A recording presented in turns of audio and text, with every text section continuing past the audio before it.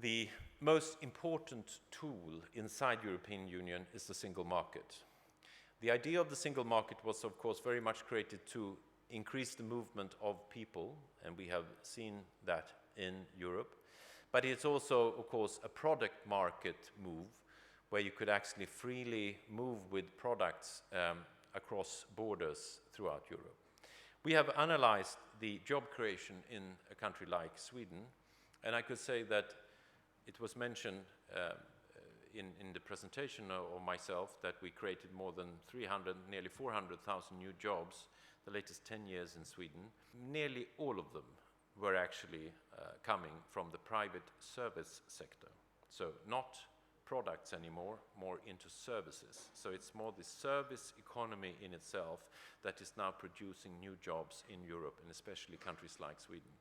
So if the markets integration is only done on the product markets, we will miss the creation of the new jobs. Therefore, European Union has said that we also need a single market when it comes to services. So all services should also be able to be cross-border. This is very often more complicated, because then you could actually introduce your service economy not only in your own country but also in other countries. Of course, there is a language barrier. As you know, nearly all countries in Europe have their own language, but the drift is towards nearly everyone using English. I hope there are no French people here, but I must say that the thrift is very clear. So the increase in use of English language is very important for the creation of this new single service market. It has been promised to be in place this year. The truth is, it's not. But the truth is not in place the product single market either, and that was promised already back in the 1950s. So what we promise and what is actually in place is not always the same thing. And this is because it comes down to politicians that tell their people that we're going to protect our jobs, and the protection always seems to be to keep national regulations that are impossible for others to understand or to move into. And they always described it as we will keep the jobs we had. Our experience is that that's not true. You very often lose the jobs you used to have, but you do not create new ones. You do not create the kind of dynamism in the markets that you actually need. But all the same, it's very popular to have these speeches from politicians. You could actually hear a lot of this also now in the US. In the US presidential elections, the same kind of wordings that we find in Europe. I think they are basically wrong, and they do not meet the challenges of our time. So, what are then the challenges of our time? Well, if you were to ask a European politician, they have the European Council Monday night, they would say everything is now about migration and the crisis in Syria, Afghanistan, countries like Iraq. Well, I would say, no, the challenge is, this is of course a challenge, and I will come back to that, but the main challenge is also the globalization of the economy. It's so interesting that, as I said, the dependence on neighbors that we have had in Sweden, with the reshaping of the markets, it's an enormous potential actually to engage in service trading with companies and countries all over the world. That's the global economy that we are now facing. Very much of it is also on a technical new platform, which is digitization. So it's a combination of globalization and digitization at the same time. This is the engine of a lot of the business models. And what happens is that the business cycles are shortened, and that the companies that grow could grow very quickly, but they could also be out of business just a couple of years later on. And we have never seen anything like this before. And that's what I said. The new jobs coming must replace the jobs that are leaving. So we must focus more on to invest and understand this new world rather than trying to save what we had, because that will probably be in the past. In Europe, you should remember that it's not only a discussion then on globalization, this new kind of economy. It is also a reshaping of the population, which is very clear in Europe, and especially in my country. we have only one part of our population that is growing in size, and that is the number of people that are above the age of 65. So that's the only growing part of our population. That's fantastic, because that's reflect the fact that people are living longer lives. We even have experts saying that children born in Sweden today might live, half of them, to be 100 years old. And I could tell you, nearly nothing of our society, or our pension system, our welfare systems, have answered to the question, what if half of the population becomes 100 years old? Because the good thing with being over 65 and living a good life is that if you go back 2 generations, this was not the case. This is a new kind of life that we have never heard about before, and which is also done by people that are healthy and very often also quite well off economically. But there is still a tendency that they want to drop out of the labor market at the same time as their grandfathers before them did. So we still leave the labor market at around 65 at the best in Sweden. And Sweden, you should know, keep on older parts of workforce longer than many other parts of Europe. If you go down southern Europe, they will probably leave already in the age of 50, 55, nearly before 60. So we live longer lives, but we still want to leave the labor market quite early. And if the increase is only among people that will stop working, and with the kind of welfare ambitions and system we have in Sweden, this is a real challenge. Because people want pensions, people want health care, people want elderly care, also all of these rapid growing. And then in my systems, all of them are voters. So we have a very strong part of the electorate which is growing in size and telling us we want better conditions, more health care, more pensions. So how do we solve this? Well, I think it creates also very interesting new markets, and I hear a lot about this. This is aging population that will travel more than any generation before them. You know, we get leaflets in Sweden trying for us to go to Gulf states and have vacation, or to Turkey or another, and they will show us a person in the age of 25 with a small child. That's not the ones going to vacation, it's the wrong picture. They should have a person at the age of 65, because these are the people that will be the travelers in the future. And they will have different kind of options when they end up as tourists. They want to have spas and they want to have health care at the same time. So this will emerge as a new business in probably these parts of the world, and it's already happening in countries like Turkey. This is meeting the kind of demand and the change of way of life as we see it in the Nordics, and I think it's very interesting. In other parts of the world, Gulf states, Africa, we have a different story. It's much more young populations, a lot of young people, and of course that's a totally different challenge to society.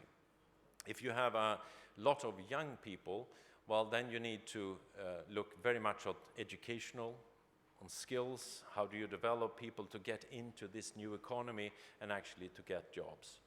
This is also, of course, true in my country. The thresholds for young people today to come into the labor market has actually grown, because the complexity of the work in the internet generation has increased. So for those who actually are able to come into the labor market, there are better jobs, they are better paid, but you need to come up to the thresholds. All those who used to get a job just saying, well, I have no education, but I want to do something with my hands, they tend to get nearly no jobs in Sweden anymore. So it's an educational challenge to move the young generation up on the thresholds of knowledge to meet this new economy of the internet generation. A lot of them are actually already there, and I think it's very interesting for countries with young populations to see how a lot of the new society is brought forward through social media like Facebook, Instagram, Twitter, which is highly used by young people and forming the society in a way which we have not seen before. And therefore, it's, of course, also very interesting to see the link to the technology that is now emerging.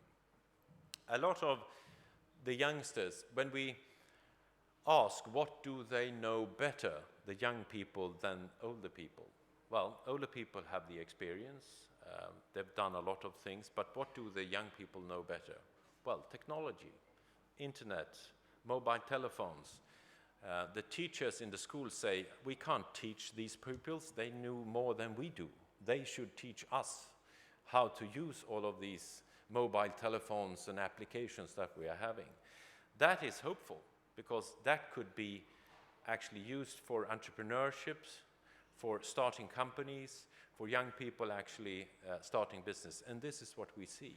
So we have been trying to for young people to see themselves as entrepreneurs in our country.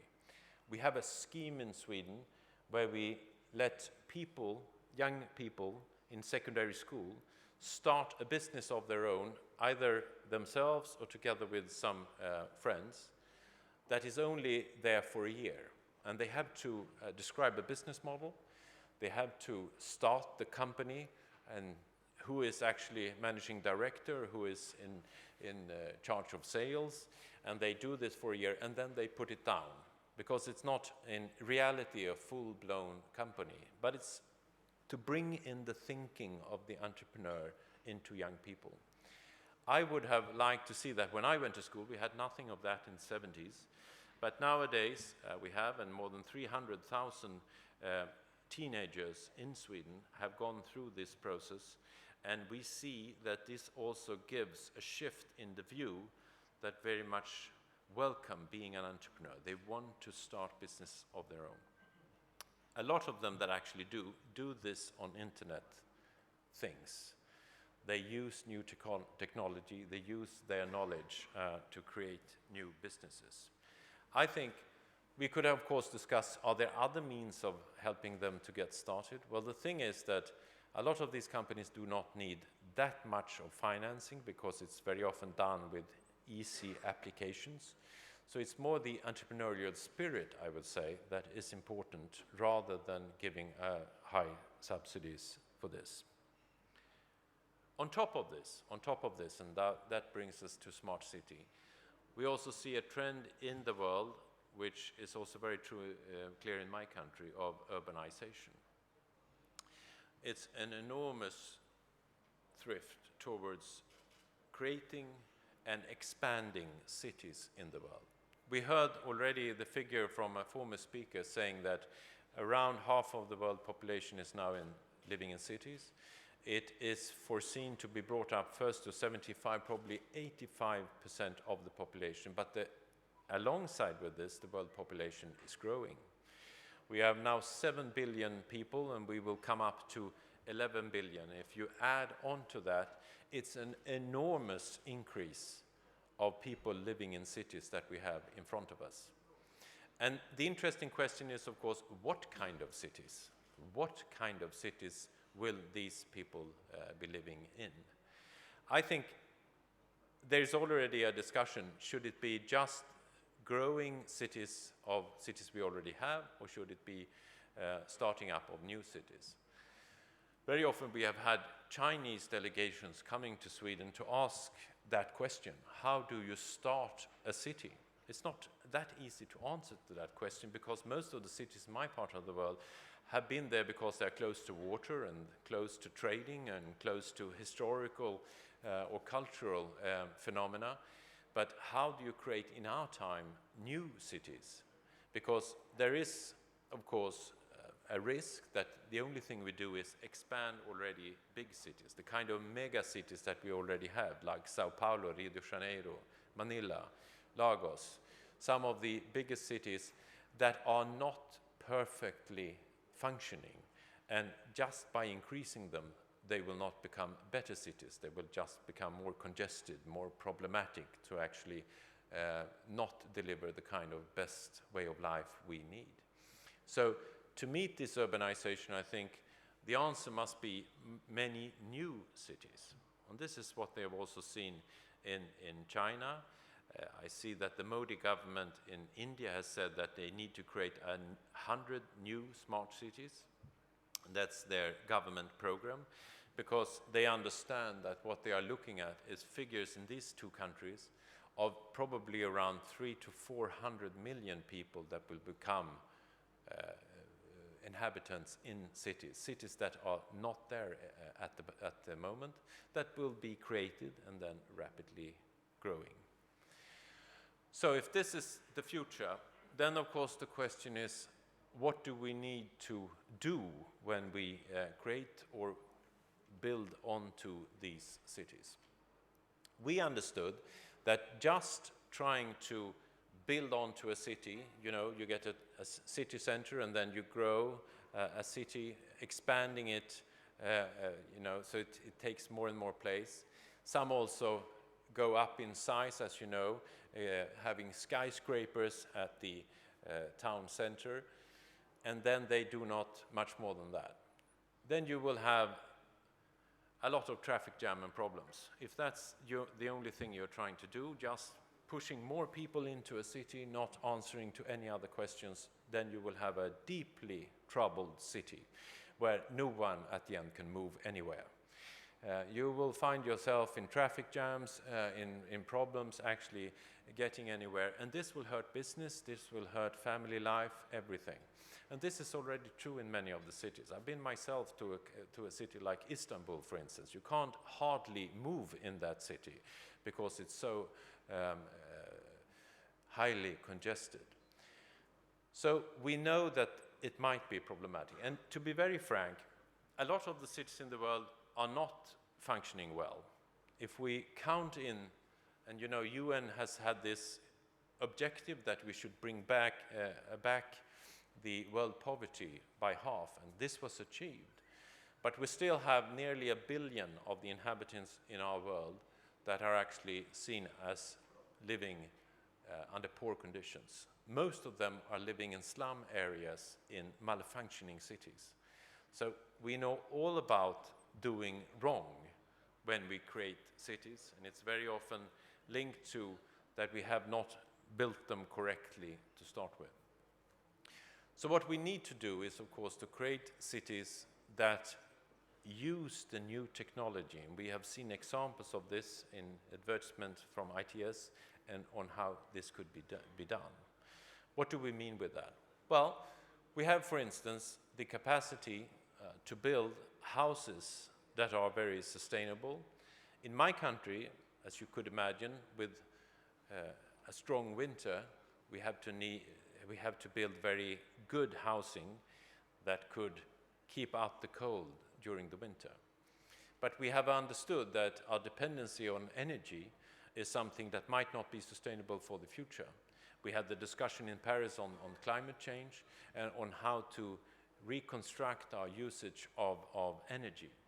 So we are now constructing apartments in Sweden where we do not add or add very little energy from outside, because they can warm themselves with modern technology, even in a cold country like Sweden. This is also very often done when it comes to small houses throughout the city, and that's a way of making our living more sustainable. Very important is, of course, in big cities, is how you treat waste. The waste sustainability is one of the most important questions. One of the deepest problems in slum areas is that you can't control the waste. And the waste itself creates a lot of medical problems for a lot of people. So you need to construct a way of dealing with waste where it's sustainable and reused. So it must be renewed, the waste in itself. You can fraction the waste and you could actually make energy out of it. We burn part of the waste to create energy. Other parts we use again through a renewable process. And of course, this is very much appreciated because the waste is gone, and we used to just make, put them on the ground, all the waste we had, and we actually made skiing areas out of our waste in the future. I had such a ski opportunity where I lived outside of Stockholm, very popular, but we learned that it's not a good thing, because in itself that creates also a lot of problems with all the dirt coming out of these compositions, and we have learned not to do like that. We should do away with the waste, we should renew it, we should make energy out of it. We are now come to a stage where we are very successful in doing this with Sweden, that we actually even import waste from other countries. So we have actually other countries that do not deal with the waste. They bring the waste, I think this is very hard to imagine, they bring the waste to Sweden for us to actually make energy or renew it.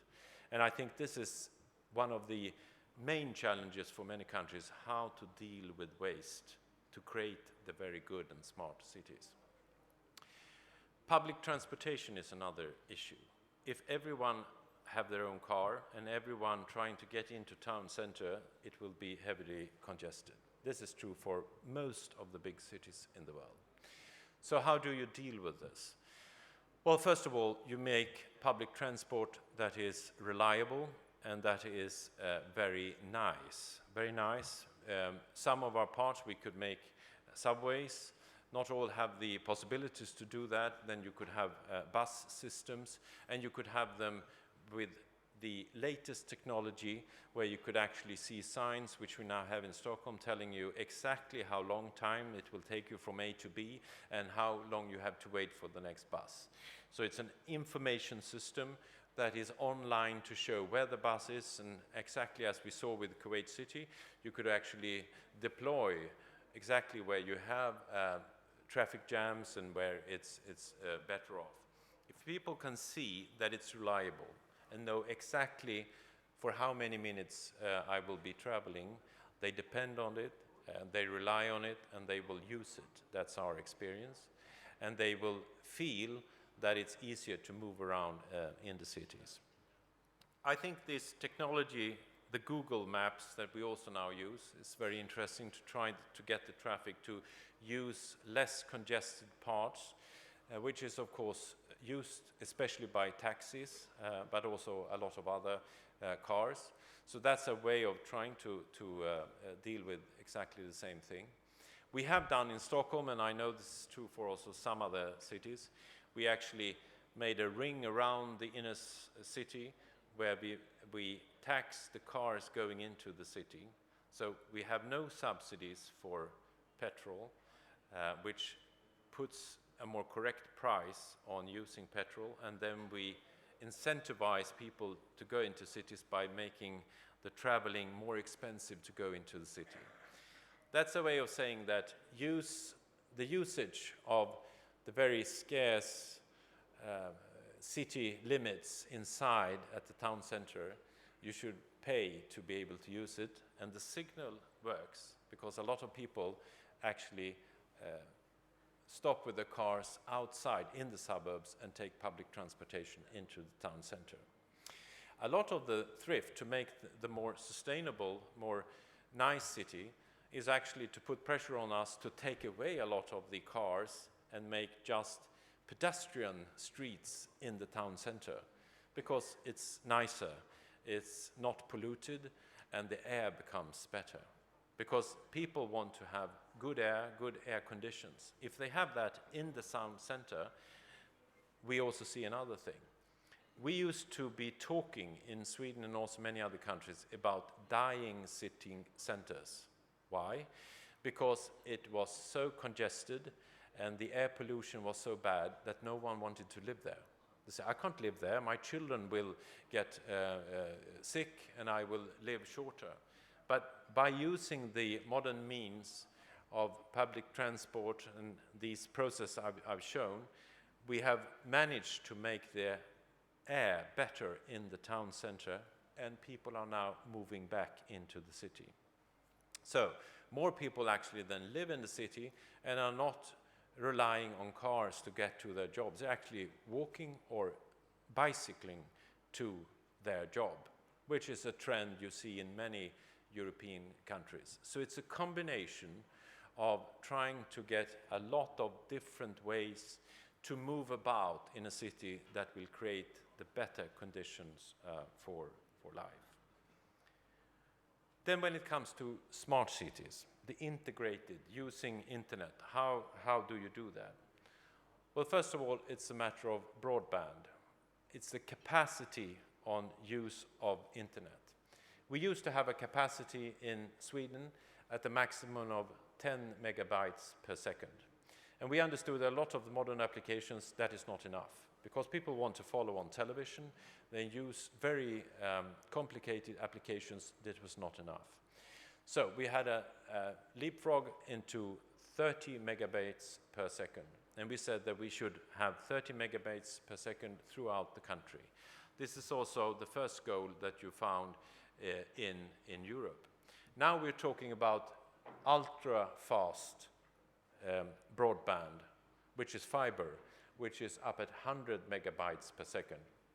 That's the national goal in Sweden, to actually 100 megabytes per second throughout the country to cover 90% of the population until 2020. And Sweden is ahead of many other European countries, but a lot are now doing the investments. The interesting thing is, who is investing? And it's a combination between public and private partnership. Because in the inner cities, with the competition I mentioned when we deregulated the markets, the investments are done by private companies because they can actually see revenues coming out of this.